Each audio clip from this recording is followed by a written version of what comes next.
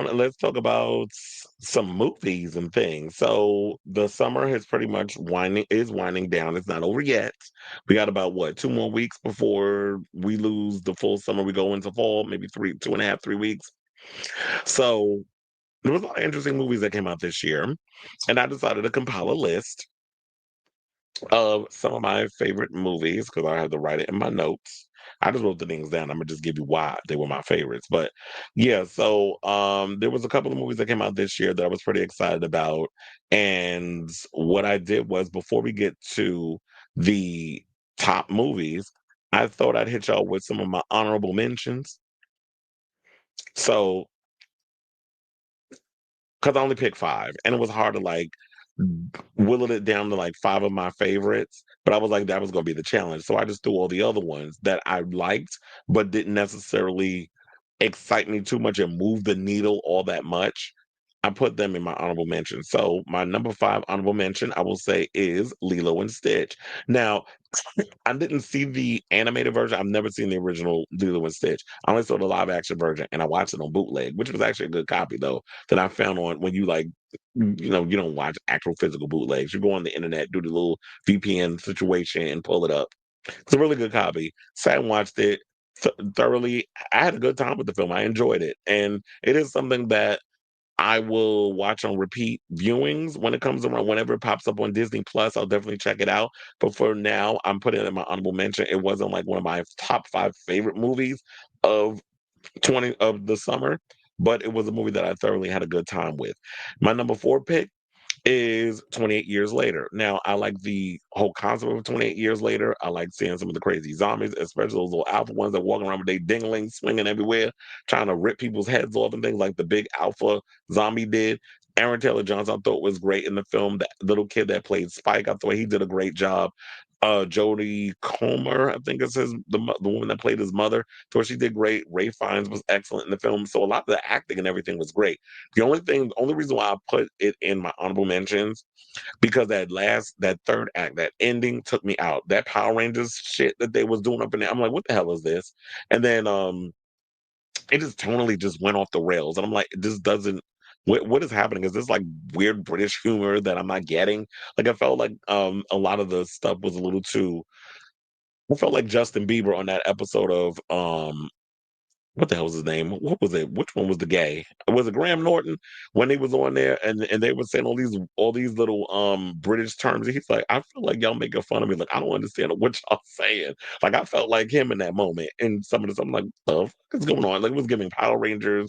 It was giving um it was just a weird transition in the last couple of minutes left in the film. So that's the only reason why I put that in my honorable mentions. I'm looking forward to seeing what they're going to do with the Bone Collector, which is supposed to be the second part that we're supposed to be getting it, I believe, in January of 2026. I'm hoping that's actually going to be a step up. I've heard things that it is good.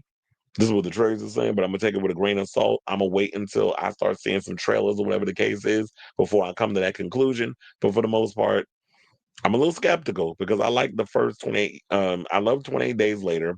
28 Weeks Later, it had its moments, but I had a good time with that movie, even though it could have been better in a lot of situations. And this last one, I thoroughly enjoyed it, but I just hated that ending.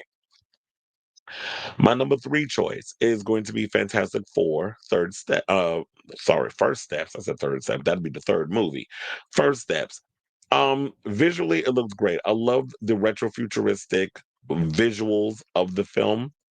I thought the actors did a great job. I thought that this is the closest that we've gotten to an accurate representation of Fantastic Four on the big screen. But for me, when I look back on this film, is it a film that I feel like when it pops up on Disney Plus or wherever, that I would be like, you know what? I'm gonna go and just rewatch this film. Would it be something that I would want to repeat watch? And no, I wouldn't. It's not giving me that right now. Like I feel like I would have to get in a mood to want to sit and watch Fantastic Four First Steps again. It's not something that is like, oh my God, that movie was so good. I can't wait. Like it wasn't like when I went to see Superman where I saw it more than once, or with other movies that I went to go see multiple times. I'm like, oh my God, I got to see this movie again. Like Sinners, I saw that movie like three times already. So twice in the theater, and then of course when it came on HBO Max. So it's just like Does it give me that vibe of repeat viewings? No. So that's one of the only reasons why I'm kind of like, when it comes to that. My number two choice is another Disney movie that's currently on Disney Plus. It just came out I think last week. Thunderbolts. Now, I like Thunderbolts. Y'all know I love Thunderbolts. I had a great time with Thunderbolts. I was thoroughly entertained by Thunderbolts. The mental health and all other stuff. I love that they that was the idea that they took on. So I love the fact that they actually had something to stand on in regards of telling the story. Whereas we ain't get none of that from Captain America: Brave New World. They still don't know what the hell, with that movie, they don't know what kind of story they wanted to tell. But Thunderbolts is definitely something that I would want to get repeat viewings on. But since it's been out, I haven't been rushing over to Disney Plus to want to watch it. I was tempted to watch it yesterday because I was checking to see if because one of the things is I had Disney Plus by itself, right? And I also had Disney Plus as a bundle with the HBO Max and Hulu. Didn't realize that I was paying two different payments for Disney Plus. So I had to cancel my single one so that and then I was like, let me go and actually check because that month is up.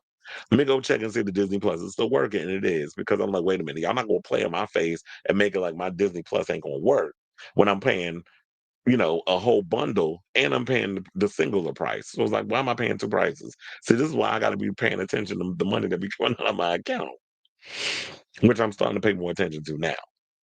But nevertheless, so I went to go check. The Disney Plus was working. I was tempted to watch the Thunderbolts, but then something else pulled me away. And so I never got around to watching it. Hence why I'm saying, like, why it's in my honorable mention. So one of these days I will get around to it, but just not right now. It is a good movie, though. So if you haven't seen it, definitely check it out. And my number one honorable mention will go to Mission Impossible: Final Reckoning. So now, Dead Reckoning Part One, y'all already know that movie was a hot mess. It was convoluted. It was all over the place. They screwed up the promotion big time because y'all overhyped that motorcycle jump thing. So by the time the movie came out, everybody already pretty much knew what to expect. So that feeling wasn't there. It was like we already seen how y'all put that whole stunt together on all over the internet and stuff. So it wasn't all that exciting for people to go to movies to see that. They did have two great stunt sequences in Final Reckoning, which was the submarine sequence, and then they had the airplane sequence, which was crazy. How Tom Cruise did those stunts, but uh, um, to be honest. I just didn't feel like story wise it was that good. This whole AI situation they were working on, it was just the movie was too long. um, I just think it got convoluted at times. It wasn't all that exciting. It definitely felt like the end of the franchise, and I definitely think this is time for Tom Cruise to hang it up as Ethan Hunt, and then for them to reboot the franchise with somebody else. If he wants to come back as some sort of a mentor, that'd be great. If he wants to stay on as a producer, that's great. But I think it's time to pass the torch of Mission Impossible to somebody else. I was saying y'all need to leave the movies alone and just go and do like a stripped back, straightforward spy TV series with the crazy facial, masks and the martial arts and the cloak and dagger stuff, like kind of bring it back to basics and make it less about the stunts because became more over the years. It became more and more and more about, okay, what crazy stunt is Tom Cruise going to do this time? And I got to spend a whole year trying to prep for this stunt. And I just felt like it got old. It got a little late. It became more about him than about the franchise and the characters.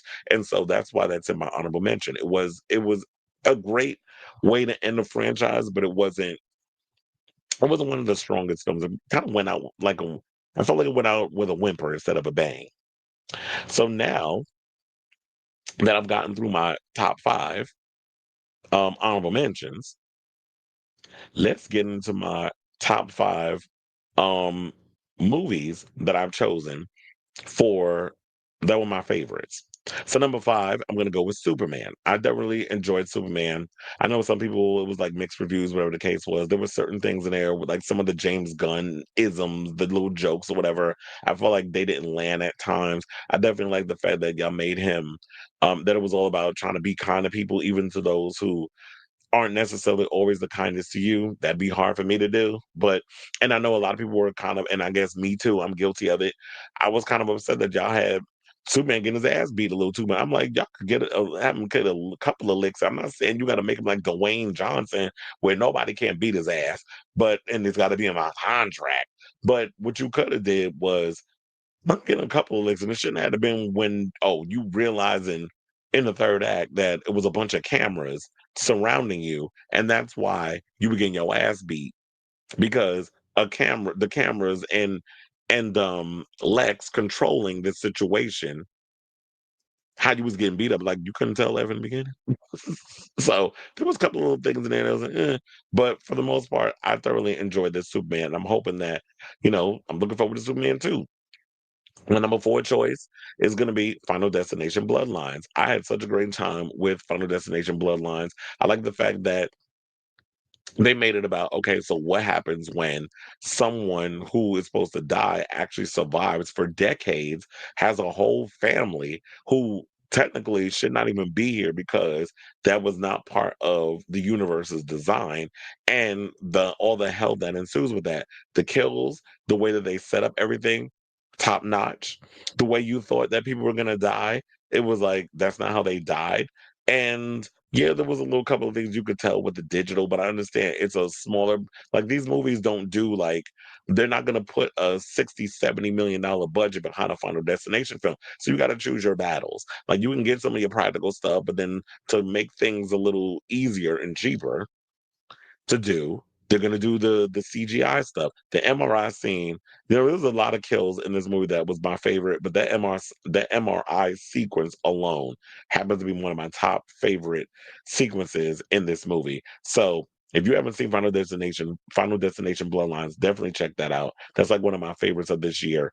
And out of I feel like it was my favorite since. If I'm gonna go there, I'm gonna say the first one will always be my favorite. I love me some Devon Sawa, and I love Clear. What the hell was her name? Ari Larder. I love that movie. Love the second one because it was like, it was like the first movie on steroids with up in the action, more gore, carnage candy, that thing how they say in Scream too. More blood, more gore, carnage candy. That's what Randy said to Dewey when they had the little moment in the cafeteria at the table, to be specific. And then after that, I will put Final Destination Bloodlines. I do love the third one, but Final Destination Bloodlines is gonna slide up in there, and then I'll put the third one after that. So that was like one of my favorites. Now, my number three choice, I'm going to pick Ballerina. Now I know a lot of people didn't see it when it came out in the theaters. It happened to do much better when it was on digital, by the way. So when it came out on digital, it seemed like people watched Ballerina at home and it did significantly well at home versus being in the theater. I had to see it in the theater in Dolby on the screen with the surround sound, and it was definitely worth the watch when you see that nonstop action. Ana de Armas has definitely proven that she is definitely an action hero in the making. We definitely need more female centered action movies.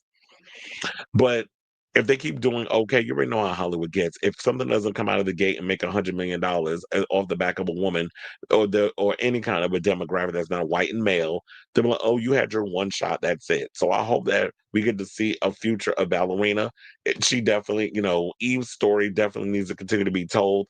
I definitely love being in this world and this universe, but it seems to be like there's a certain niche market that likes action movies, and I'm part of that little niche market. They don't do as well as like horror films. Horror films, for some reason, yes, it is a niche market, but depending on the type of horror film, because it's not one type of situation, where depending on the franchise, it could be a slasher, it could be like a weapons or whatever the case is, and it'll do 100 some odd million dollars versus there's certain films that'll do significantly smaller, like a I Know What You Did Last Summer, which off of a $19 million budget, it grossed like $80 million worldwide, which some people look at is a hit because it made back its budget, it made back its marketing, but it's a cult film, and that's okay that it's a cult film. So Ballerina was definitely a good one. I thoroughly enjoyed it. There were so many great fight sequences in this film, but the flamethrower sequence is definitely like one of my all-time favorite sequences in the movie. But there's so many to choose from. But if I had to choose one, that's one of my faves. My number two choice.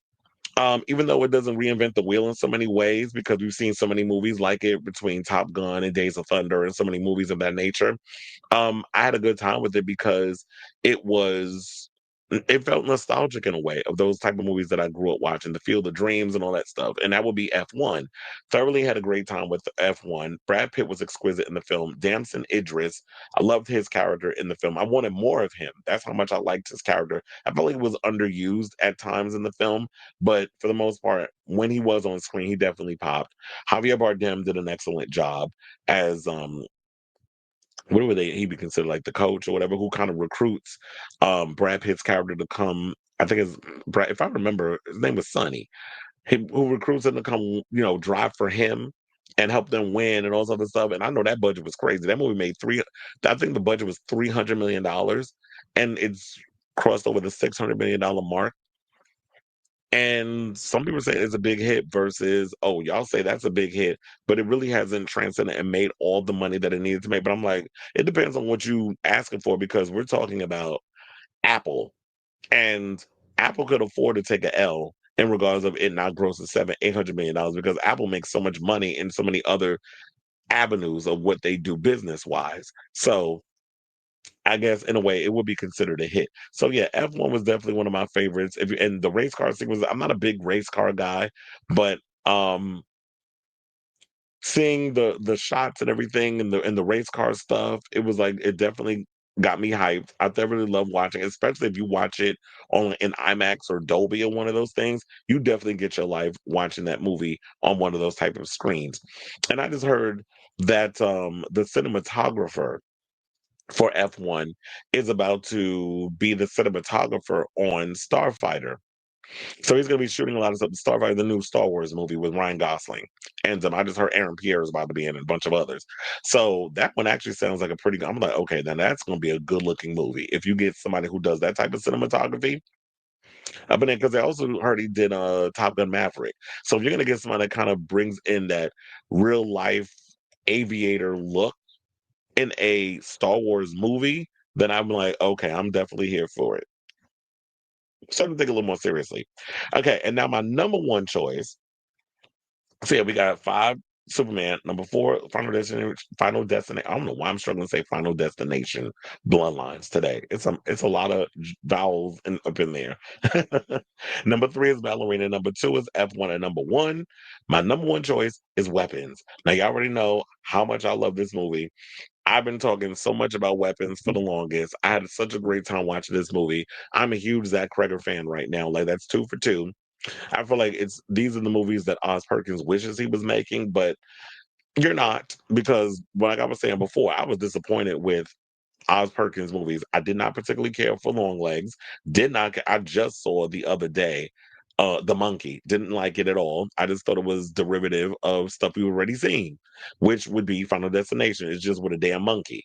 Didn't understand why the monkey was doing the things that they were doing. It was just. I mean, I get the whole story about a family dynamic. You had twin brothers who couldn't stand each other, and one was trying to kill the other by using this monkey. Their father left. Like, I get all the family dynamics and that whole situation, but why was the monkey doing what the fuck it was doing? Like, fill me in. I mean, we getting all this, father not having a great relationship with his son. Theo James was good in it, playing the dual roles. And I like seeing Tatiana Maslany, but the movie didn't give me my life. But this movie did. Zach Kreger is definitely two for two. I'm definitely looking forward to seeing what he's going to do with Resident Evil. So I'm excited for that. Um, Aunt Gladys, child, that woman. First of all, I did not know that she was married to Ed Harris, the actor. I found that out yesterday. I was yesterday years old when I found that out. She's an excellent actress. The actress that played, I can't remember her name, but the woman that played Aunt Gladys, definitely would love to see her get nominated for an Oscar or something, like Best Supporting Actress or something. That's how good she was in this role. I know they've been talking about, yeah, let's make a prequel about it. No, no, no. And Gladys was the character of Ann Gladys was good in this film. Everybody that you resonate with doesn't need their own little spin-off or movie, whatever the case is. Sometimes I like when a certain film is telling a story and you give us just enough to make that character stand out and be iconic.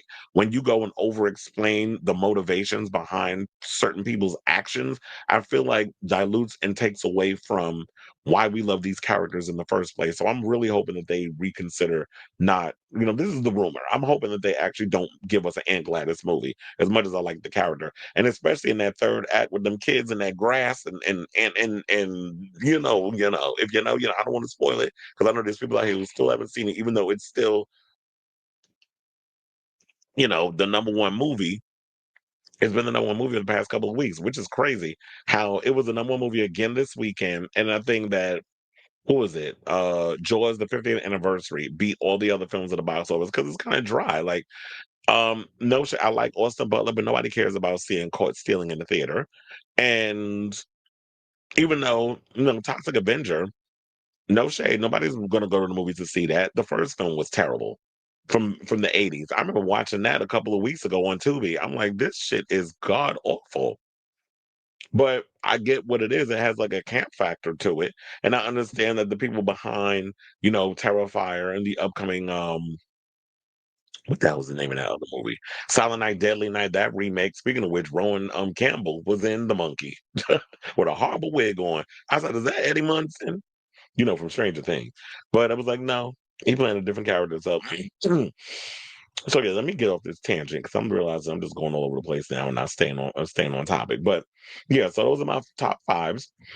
And what I want to do is I want to hear from y'all. What do you guys think of this story? What were your top five, or you can even give me more than five if you want.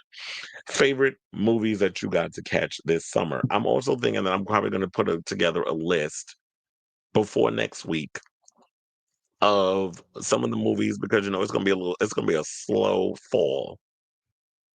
And I guess I'm glad to take Mortal Kombat off now that it's been moved to 2026. But it's gonna be a slow fall. So what movies are coming out this fall that I'm actually excited to check out in the theater? So whatever your thoughts are on this story, let me know in the comments down below.